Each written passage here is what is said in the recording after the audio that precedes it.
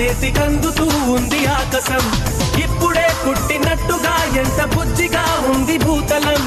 ఎప్పుడు ముందరెప్పుడు చూడలేదిలా దీని బాలకం.